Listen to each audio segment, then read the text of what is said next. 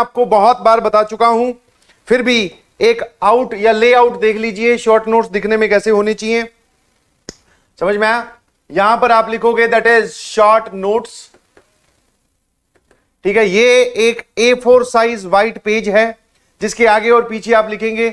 समझ में आया? सबसे पहली चीजें इंपॉर्टेंट फॉर्मूलाज उसमें होने चाहिए, इंपॉर्टेंट फॉर्मूलाज, सारे के सारे इंपॉर्टेंट फॉर्मूलाज वहां लिस्ट करके रख लो, सारे के सारे, ठीक है। Second thing is important concept, important concept. और ये जो आप लैंग्वेज यहां पर लिखोगे वो प्लीज बुकिश लैंग्वेज और किताबों में छपी हुई बातें मत लिखिएगा, बिकॉज उसका कोई फायदा नहीं है।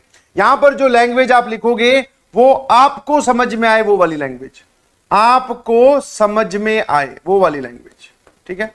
समझ में आया कि ये कॉन्सेप्ट ऐसा बताया गया था, इसको यहां लगाते हैं, ठीक है। Important formulas, important concept, important questions, important question, सभी इंपॉर्टेंट क्वेश्चंस का यहां पर क्या होना चाहिए बेटा, एड्रेस। कि डीपीपी नंबर 3 की क्वेश्चन नंबर 7 बहुत इंपॉर्टेंट है, वो लिख लिया। मॉड्यूल में एक्सरसाइज नंबर 2 का 15th क्वेश्चन बहुत इंपॉर्टेंट है, वो लिख लिया। कोई सवाल बहुत ज्यादा जबरदस्त लिखे तो उस सवाल का एड्रेस और उसका हल्का सा सॉल्यूशन, ठीक है, उसमें यह सोचना है।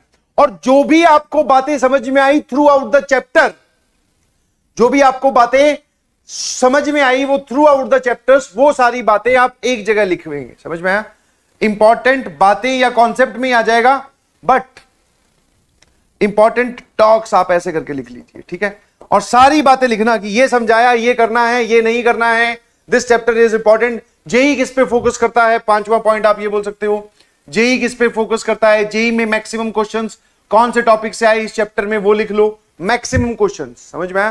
ताकि जब हम ये शॉर्ट नोट देखें, ये पर्चा देखें, तो हमें समझ में आ जाए कि हमें किस किस चीज पे ध्यान देना है, बस। क्या मेरी बात समझ गए? आया ना? क्या मेरी बात आपको एकदम समझ में आई कि हमें शॉर्ट नोट जो है वो इस प्रकार तैयार करने हैं, एक ही A4 साइज पेपर। नाउ अगर आपको लगता है कि उस पे लिखने वाला मटेरियल कम है तो फॉन्ट साइज छोटा कर दो, फॉन्ट साइज एकदम छोटा कर दो, बारीक बारीक लिखिए, आप ही को समझना है। अलग अलग कलर्स के पेन का यूज कीजिए या पेन अलग अलग कलर्स के यूज कीजिए, ताकि आपको पता चले कि ये बात ये है, ये बात ये है और ये वाली बात ये है। समझ में आया? तो ये कुछ बातें हैं जो आपके शॉर्ट नोट्स में होनी चाहिए। और after completion of each chapter, after completion of each chapter आपके पास ऐसा एक पेज होना चाहिए उस चैप्टर का। और जितना प्रिसाइजली आप शॉर्ट नोट्स बनाएंगे, दैट मींस कि आपको उतना अच्छे से वो चैप्टर समझ में आया, ठीक है। और यही वो पेज है जो हमें काम आएगा जब हम आईआईटी के लास्ट डेज में होंगे, जब आईआईटी वाला एग्जाम मान लो 2 हफ्ते बाद है, तो इन्हीं शॉर्ट नोट्स को हम बार बार पढ़कर अपना चैप्टर रिवाइज करेंगे। क्या मेरी बात समझ गए आप अच्छे से? ठीक है, हाँ। और इसको थ्रू आउट द प्रोसेस बनाओ। बहुत सारे लोग सोचते हैं कि जब रिवीजन करेंगे तब, नहीं जी। आपने सबसे अच्छे से चैप्टर कब सीखा? जब वो चैप्टर चल रहा था, मतलब जब उसकी ड्यूरेशन थी। जैसे परम्यूटेशन कॉम्बिनेशन आपने अब सीखा है बहुत अच्छे से, तो अब आप इसी के अभी शॉर्ट नोट्स बनाओ, क्योंकि आपके दिमाग में सारी चीजें ताजा है। और जब चीजें ताजा होती है तो हम यहां ज्यादा लिख पाएंगे। आज से 1 महीने बाद में या 12th में जाके इसके शॉर्ट नोट्स बनाओगे तो पक्का कोई ना कोई चीज मिस हो जाएगी।